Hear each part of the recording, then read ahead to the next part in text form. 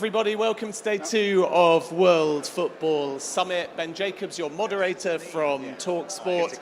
And I have to say, we've got a slightly terrifying topic here of the future of sport. I haven't brought a crystal ball, but the 3 gentlemen alongside me are going to have to put their neck on the line to give us some predictions as to where the industry is heading. Good morning to all of you. Peter, I'm going to come to you first. It's a very big question, and I suppose we'll come on to the future of sport in just a moment, but where do you feel we are at now? I think we're at a point where the world is changing really fast, and I think particularly when you look at sports organizations, some of them struggle to see, okay, how do we keep surviving? We've been used to operating in a certain framework, but the trends of consumption, the trends of participation are changing, and that means that people need to really rethink how they operate, who their clients are, how they can make people engaged in what they do, which makes it a really interesting time. And I think that's the opportunity as we try and make sense of it. Ralf, are we in a position now where sport and entertainment are so blurred that they're basically interchangeable? Wow, this is loud. let me tone this to the right thing. Look, I would go one step back almost and say, you know, how is this world functioning on content? Because it's changed so much. And I think if you look at these mega trends, is that a lot of content is more international, right? I mean, there's a reason why Netflix is so successful as it is. No one believed 10 years ago that this could happen. It's the first global media company, if you think about it, who creates professional content. It never happened before. All other media is fragmented. And kind of means the media industry is late to a trend that happened in all other things, right? There's global e-commerce, which is called Amazon, and then there's almost every industry, or a lot of industries where you have global players dominating the market, and content was almost the last bastion which wasn't taken. So that's happening, number one. And then you have YouTube, is exactly the opposite model, which is, you know, no professional content, it's user-generated content, which is the other big player in the media industry. And these are by far the 2 largest media companies in the West. They have a market cap of almost $1 trillion. YouTube doesn't have a direct one, and everyone else is like a tiny fraction of it. And the next big one is Warner Brothers, which was just bought by one of those, right? So anyway, I think this is actually what's happening, that the media, that content moves from a very local infrastructure to a global one. And this has a huge impact on sports, which is incredibly local still, right? I mean, all these football leagues are so local. Yeah. So that's happening, and how does this blend into the future is a $1 trillion question, not a $1 billion question. Yeah, and I think, you know, the point of that is then it becomes more about an individual telling a story on a worldwide basis, potentially with the support of a global platform, but then not thinking we're talking to our village, our town, our country. Those sort of borders and rules are disappearing, and therefore you need to rethink the way that you're planning your story as you grow. And Lewis, we're sort of touching upon the future, but both Ralf and Peter have made a key point about the past in the last 5 or 10 years, a move towards athlete-led content and a shift towards digital disruption. Are we in the middle of a major change in these areas that will continue into the next 10 years or so? Yeah, good morning everyone, and thank you to be here, and thank you Ralf and Peter to be here with me today, and Ben as well, so it's a pleasure. Now, yes, I think on my perspective there is today maybe 4 parameters that are important to look when we look at the shift, you know, of the industry. I think first of all, there is a new class of investors, and this is something new, you know, in our sport, because the sport traditionally was directed by big governing bodies, by big properties, and so this is changing now, because you have effectively some of the biggest organizations in the world investing in the ecosystem and actually demanding much more for their investment, right? So they are effectively making sport better, making the sport more accountable, making the sport effectively going more global. And this is, for me, very important. I think the second point, effectively, we're also talking about a new generation of consumers. And, you know, when you look at football, for instance, looks like a very mature business, like when you look as in a shiny tower, but effectively is a business that has still maybe only touched 10-20% of its full potential, because we have still so much to conquer. Like, you know, you have Southeast Asia, so you have Middle East, you have South America, you have Africa. So again, when you look, for instance, that Africa maybe represents 40–50% of the youth population in the world in the next 10–20 years, we need to make sure that sports is in basically service to them in the best way possible and in the most affordable way possible. I think the third point that for me is also very important is, in fact, we are talking about a technology revolution. And for many years, sports has been doing a one-side distribution model. Again, so you get the same game done the same way, in so many different countries and communities and different lack of personalization. And today, effectively, you have, not just, a lot of advances on streaming and, the basic on distribution technologies, but also on AI. And AI for me is the key to personalized content, because you need to service better content to everyone in a personalized way. And last, I think there is the athletes, because the athletes have been always the fabric, of sports as we know it. And athletes has always been, not a really powerful voice. Until, the last, 15 years, social media and the advances on content distribution allow them to have a voice. But we're only scratching the surface of that. And today we have athletes as entrepreneurs, we have athletes, potentially taking, future, management roles, in the governing bodies of the industry. And this is, for me, is going to be the beginning of a much better state for the industry. I think one of the things, Luis, that goes on the back of that is that you talk about the industry, and the industry has been football monetizes through ticket sales, sponsorship, media. And the reality of what you're talking about means that actually there's a whole load of other revenue streams, because once you badge yourself as a fan of this club or part of this experience, it unlocks all these other revenue streams. And now as we begin to sort of spread that content flywheel to understand the data of the consumer, then suddenly you unlock all these other things as well. So you start opening up the potential of the sports ecosystem or an eSports ecosystem into multiple revenue lines, whether that's about behavioral spend, on travel, on your local businesses that are around the club, on things that you share as an experience with people who badge themselves in a different way. And that variety of different revenue lines is a hugely great potential for both sport and for eSport. Let's talk a little bit about innovation and what we're going to see in the next 10 years or so. Ralf, I want to begin with you. Do you sense sport is moving from the pitch to the metaverse? Yes. I mean, look, in a simple way, and I think this is what is the beauty of video games actually compared to traditional sports is that it's free of the place you are, almost the time, and your physical abilities, right? It equalizes a little bit the people participating, which you could argue is democratizing a lot of the things you're doing. So, and if you look at either simulations of existing sports or arcade version of existing sports, and video games which have a competitive factor have become one of the largest entertainment mediums in the world. And I think this trend will clearly continue. And what I see, this is a football summit, right? Let's stick with football. Actually, if you look at the history there, most video games were a one-to-one or as close copy as possible. What you see right now is almost gamified version of football. And I've seen some stuff in development right now. So we'll see a ton of football games, which are football but not. They're much faster, they're much more agile, but in the end of the day, it's about a foot and a ball. So I think that is kind of the next generation and the future, that with every sport you have games, but they are not trying to be a copy of the game, but an evolution.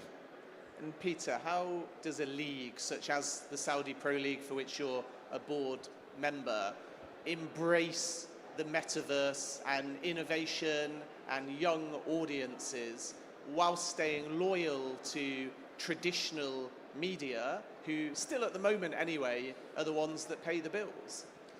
I think there's about 3 different answers to that question. But the first is, you can't just sit in a traditional media box. You can't sit there as a league and expect a broadcaster to do all your work for you. You have to be proactive, go out there and find fans, encourage the fans to be part of a two-way process with you. And that can go all the way from carving out media rights for your own platforms and for your players and influencers to tell stories, to saying, how do you become part of the game? You know, one of the things that Ralf was talking about, I think, is fascinating, where you begin to have fans recreating moments of the game and being a participant in the game. Can I take that free kick in EA Sports to recreate the free kick that just happened an hour or so ago in real life? You know, those are the ways that you emotionally engage with a fan and make them feel like they're part of the process.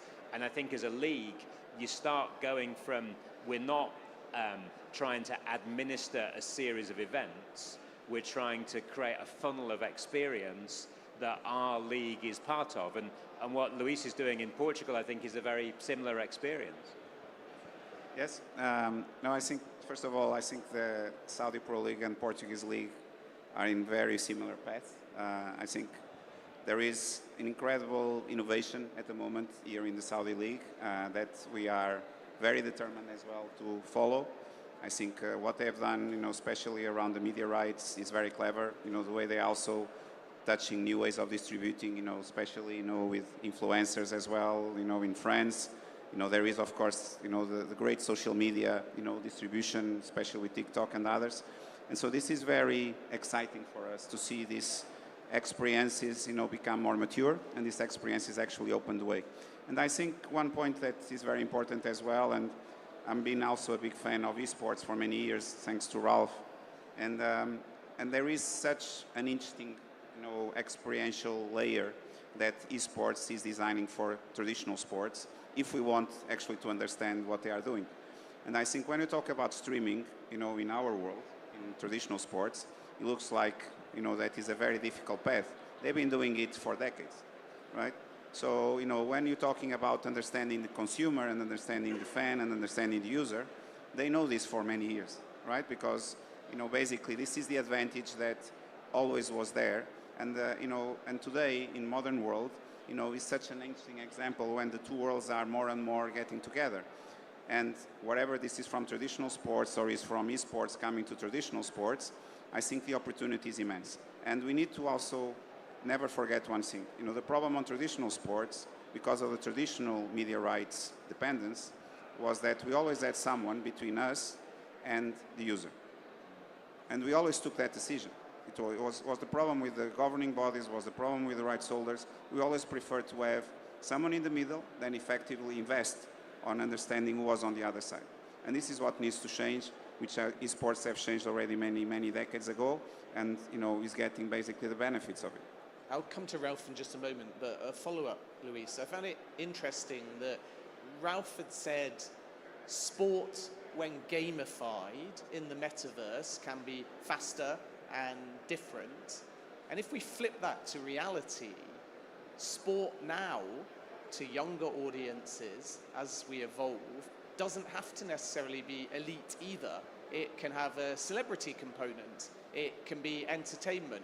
And Baller League is a good example of that, Luis. No, I think one thing that I was always fascinated about esports is, sorry about the sound, is the community, right? And effectively how you understand your community. So when I was in FIFA, you know, we could see that on the game, right? So a lot of people actually knew FIFA, not because of FIFA, the sports organization as we know it, but FIFA, the game, which, as you know today... And people still think it's called FIFA, right? Yeah, right? Still think that. And the interesting layer on that, we had a lot of data that was telling us that there was a lot of kids around the world that already doing that conversion from virtual to real. So they never play real football, but they start playing real football because of the game, right? So if I go back to my days in Manchester City, right, and EA, we were the first guys that actually were doing virtual recreations of the real games, you know, in a virtual, you know, mode. You know, and we're using these little highlights of a minute, recreating effectively what happened in the game. So if you have actually the right attitude and the right mindset, you can do it. So you don't need to wait for others to do it. But this has always been the problem on traditional sports. And this is effectively what I think, hope still, that the new leagues can fix it. Because the advantage on new leagues like Waller League or Kings League is effectively that there is no legacy. So you can effectively create a new model from scratch. You can understand the culture, you can understand how to gamify, you can understand how to create a relationship with your users, you can effectively give back something for someone that is giving you his biggest, most important asset, his time, right? And so I'm a big believer on these leagues.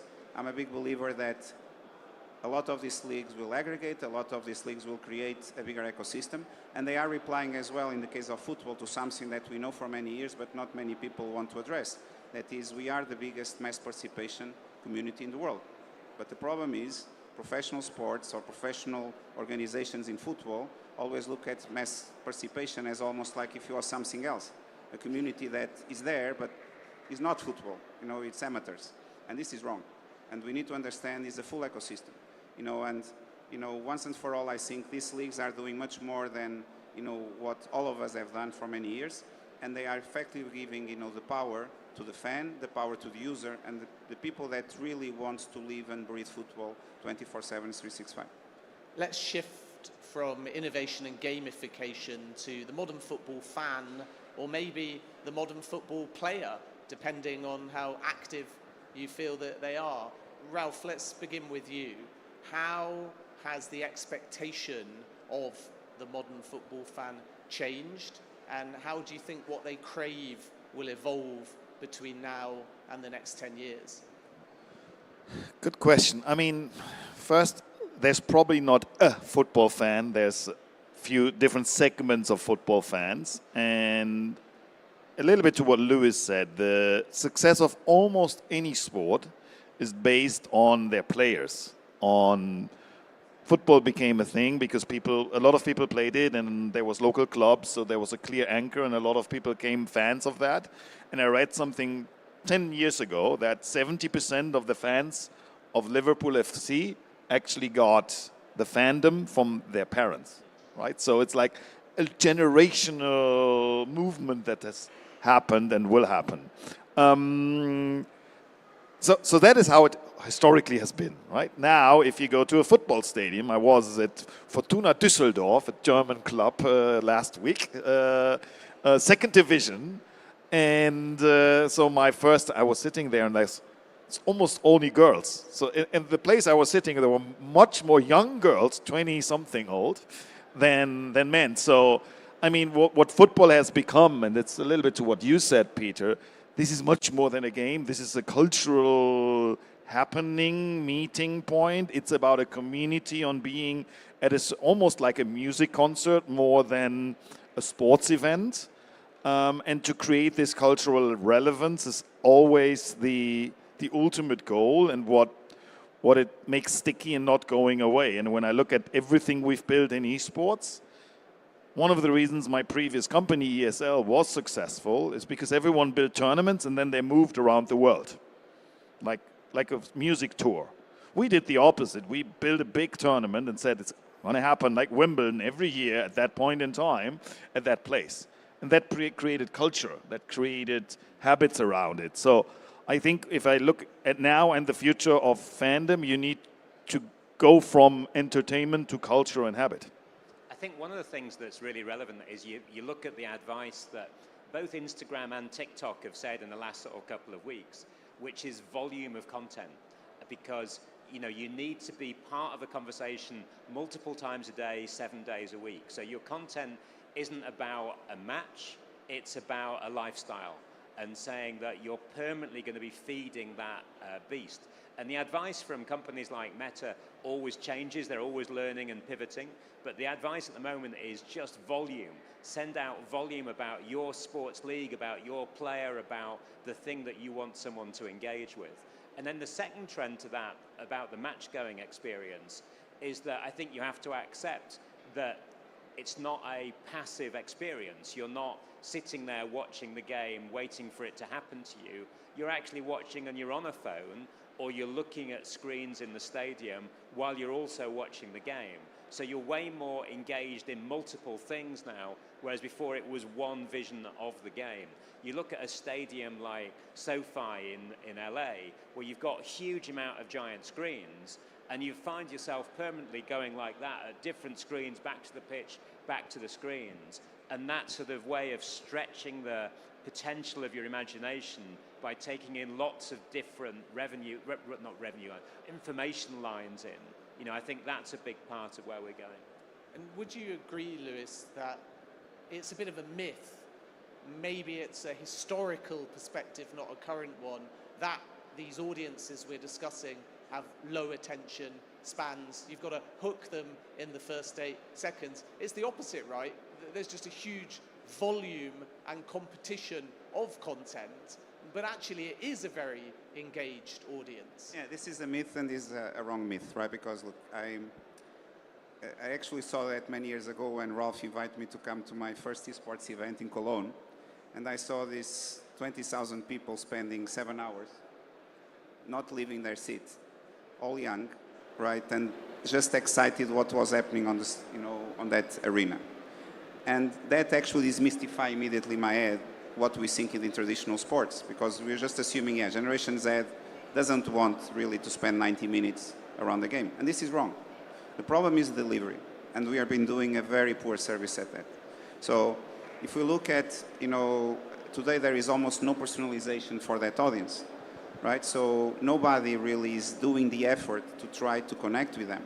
So they are making more effort themselves to try to connect with us, but we are not giving them the chance, right? And this is what needs to change, and there is absolutely no excuse, right, to do that. And for instance, everybody knows I'm a big fan of women's sports, been investing a lot on women's football, and my big belief is effectively maybe on women's sports we can start the journey with the right ingredients. And we can talk to every audience, and we can effectively attract a new audience, and we can personalize the product, because there is also no excuse not to do the right thing now, because we cannot go back 150 years in time to try to change men's football, you know, with the right ingredients. But maybe we can change women's football into effectively becoming what men's football should be today, and maybe that inspires well men's football to change. But, you know, I think there is a lot in stake. But I think we need once and for all to demystify this kind of, you know, statements.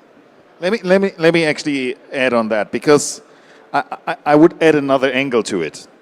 It's actually when you say that there's a low attention span, I think it's true and not true at the same time, because it's a way I look at it.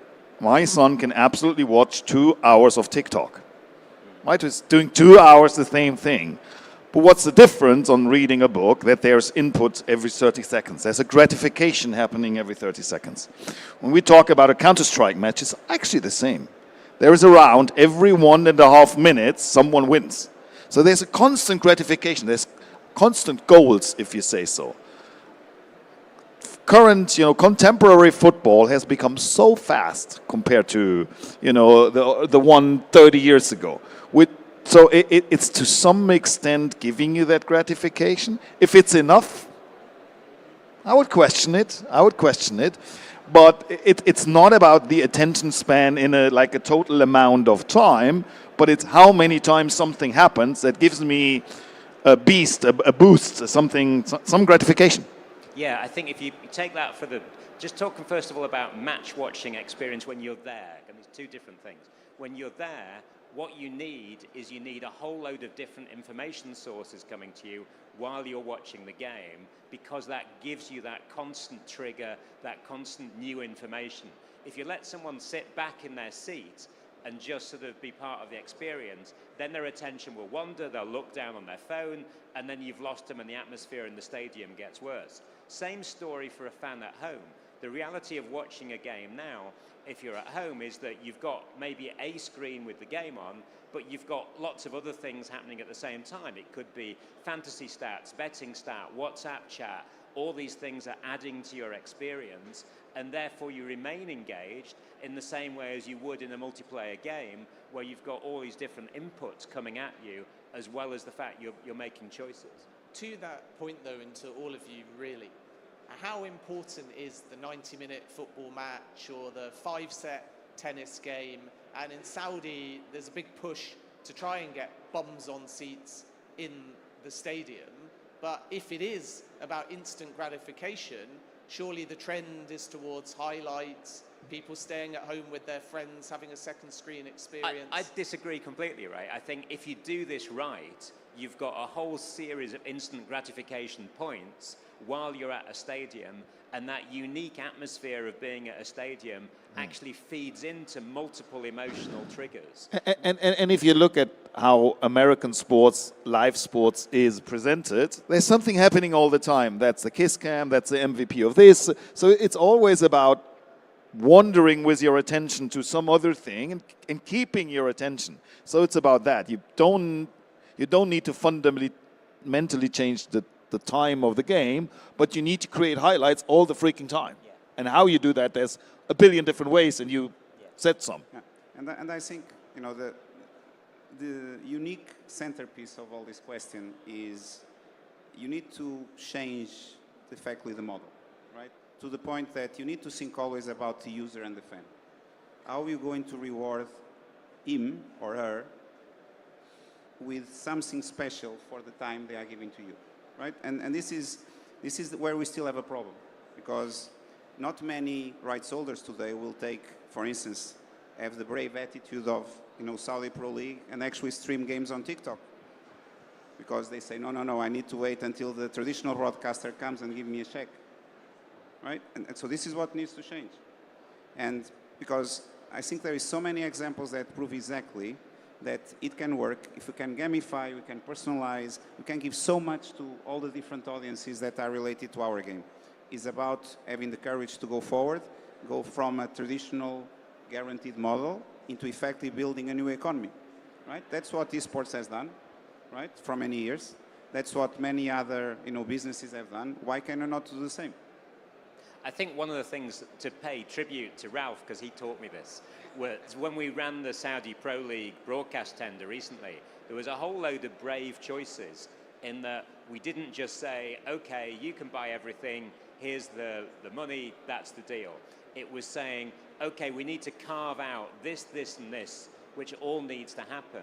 And a big part of that was saying we need free-to-air games, which, you know, is anathema to the traditional sports media industry. And gaming has taught us that free-to-air entry and then microtransactions and other ways of taking you up a pay level is actually a much healthier mode.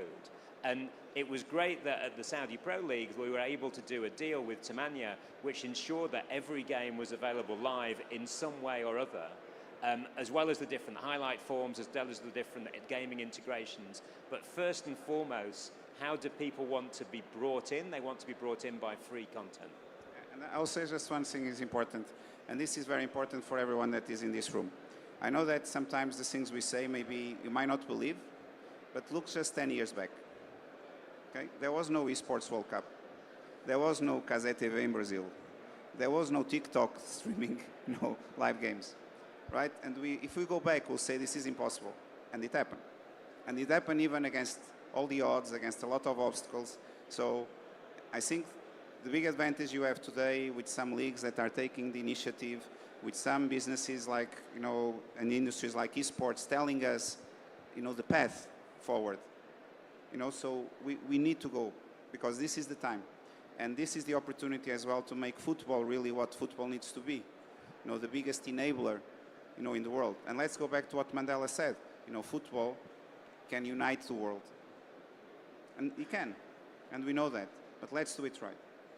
And I mean, to almost fill this up, right? The eSports World Cup had 750 million viewers across all those games, which is fantastic, and we can brag about all time. But at the same time, there's very few video games who are truly, really global. And that's so unique about football, and that gives this place such a huge opportunity. But you need to get to the consumer.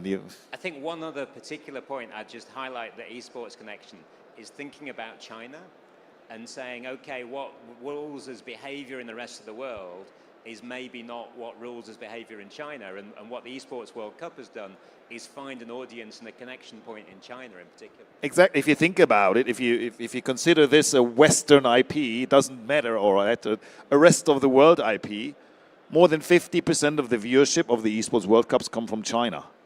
Is there any other sport except ping pong where this ever happened, right? It's incredible.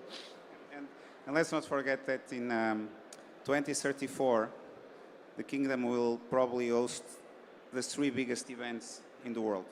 The World Cup, the FIFA World Cup, the eSports World Cup, and the Nations Cup, which is incredible, right? So, and the combination of these 2 communities embedded in one place is a game changer. And this is what is such an exciting opportunity, the roadmap, for the years ahead. Yeah, we'll speak about 2034 as we wrap, because it is basically 10 years, even though we're supposed to be saying decade, but I think 2034 in the Middle East and Saudi specifically is a good cutoff rather than a year later. But we've not touched yet in any detail on technology. And with the advent of AI and in-stadium cameras that can add to the technology, we're seeing in football, for example, VAR as part of the match day experience, which is another sort of gratification point that can keep the modern football fan engaged. So Peter, let's start with you, because the Saudi Pro League have been very innovative. How is technology going to evolve between now and 2034? I think my sort of real focus is how do you turn it into a series of individual stories? Because again, you look back to the advice of Instagram and TikTok as the huge cultural influences worldwide. They're permanently saying, make the stories about an individual. And I think that's one way that football never really used to do that. It was about your team, your league, your cup. And therefore, trying to find technology that allows fans to be the hero of their own stories, players to be the hero of their own stories, that's where I think we move. You look at what the Olympics did last time round, and the Olympics is a remarkably slow-moving organization, but thanks to people like Adish Madani, who's here today, they changed the rules so that athletes could post their own highlights, which was just impossible historically. But they knew that the most emotional way of telling the story of the 100 meters is the guy that won the 100 meters or the woman that won the 100 meters saying, this is me, this is how I felt. And therefore you hit a much bigger audience in a much more natural and authentic way. Can I add just something to that? Because I think the interesting thing about the potential that is still untapped, if you look, athletes today represent so much of distraction, right? So for sports, right? Because people really connect to the athletes today, probably more than clubs. But we are still missing, the maximum point of attraction, which is when they are playing, when they are doing their sport, when they are driving in Formula One, when they are playing a football game, they are not giving the same experience because they are playing. And this is where I think the technology advancements on production, on AI, will make the creation of a new experience, which will be for me the holy grail, right? That effectively you can be engaging with the athlete while he is playing, even if you are engaging with his avatar. But this is for me a unique opportunity as well that technology will bring in the next years. How do you preserve the authenticity in a world of AI? Because you can make a Ronaldo or a Messi chatbot, some people will like it, but by the same token, people at the moment seem to be trending towards authentic athlete-led content, which can contradict the world of AI. Well, I think, my personal opinion, if you look at gaming world, right, you have 1 billion people today that, look at virtual as if it was real, right? That engage with the virtual world 24/7, 365, as if it was the world they are living. And we are only scratching the surface on this. So I cannot see this question in particular in today's world, in today's thinking. I need to look at this in a few years from now, how the world will have evolved, how the communities will have evolved, how we are going to live in a much more connected world. And it's not about fabricating experiences. It's about bringing the reality of that experience to much more people and to in much more moments of the day. And we cannot forget that sports is also one of the best ways of people to live happier, right? And in today's world, this is very important, that we have more moments where people can forget about the problems and focus still on the gratitude of living, right? And waking up every day. We've got about 10 minutes, and I think it'd be remiss if we don't touch on the M word, money. What ways in the future will eSports first, Ralf, gain returns on investment? Will the way in which you can monetize change? Look, I think it's the biggest challenge if you look at it, right? As traditional sports, it's a bigger story. For the biggest sports, you can continue to see media rights going up in that circle and maybe even in the next. I would argue for everyone who's not top, the top 5 rights, top 8 rights, it will go down. Why? Because how does media rights work? It's someone paying you an amount of money for him, for his consumer to pay it, right? So he's a middleman, actually. Sky is nothing than a middleman, right? And these middlemen have lost the pricing power because there's so much content. They've lost the distribution power because there's so much access to content, and. So this whole model kind of slowly erodes. While Netflix on the top still, builds it, but the majority of content in sports will be free to air and will have minimal media monetization. I think that's very clear. And let me finish the thought, but that is what's happening, and that's where esports comes from, which is a big advantage because we don't need to relearn it. It's challenging though, because it means less money to start with. So the only way this can mathematically work, and I look at it almost more like from a systematic perspective than from an opinion perspective, is to monetize the user, right? Because nothing else happens with media rights. It's just indirect. So ultimately, the fan needs to pay something, but you need to give him something for it, which brings back all the discussion we had earlier. Fantasy, betting, all of that stuff is something where the fan engages beyond just watching, but by co-creating, co-playing, co-whatever. And I think that's the only future that's there for esports, which has an advantage there, actually, because the games are a game by themselves, right? So integrating in that is a very natural way, and other sports actually 100% need to follow that model. Yeah, I think there's again, different answers. One of the things that Ralf said earlier, which is really true, is there's not one audience. You've got segmented audience who do different things. One of the great things that sport does is it makes a lifestyle change that can mean you adopt a different range of technologies. When they sold color TVs, they advertised it around watch the World Cup in color, and everyone moved to color TVs. That truth is still there, that you make technological changes based on the things you care about. So if football can create an environment where you care more and more about the storylines, then you can unlock behavioral change and spending patterns on the back of that care. That can be in multiple different ways. It can still be in a traditional media way, because football can drive other media consumption beyond the game itself. But it can also be about how you spend your life as a football fan. One of the issues that I saw recently was a discussion around a firm in England called FanHub, which is a digital product where you're basically earning loyalty points, but the club does deals with restaurants and petrol stations and all sorts of different things in their geographical area that says if you're a fan, you earn loyalty points at these places. And then the club gets a revenue share from the money that is spent in all these other places. And if you care more, if you build your life around the thing you care, then there are multiple different ways of being monetized. And it doesn't necessarily mean that you have to think you're spending on football, but actually it's a choice that you make because you care about your football. Time is up against us, unfortunately. I know VAR is there, but I just want to say something because I see VAR coming in and give you a red card, but you are a yellow card already. So, but we are on edit time, so just a minute. But just to say something. So I think it's very important what Ralf and Peter just said, and it's very important for us to think once and for all, are we going to solve some of the issues that the industry has today? And I'll mention two. There is more, but these two are essential. One is effectively, if you look at football as a marketplace, okay? So eSports has been in a marketplace business for many years.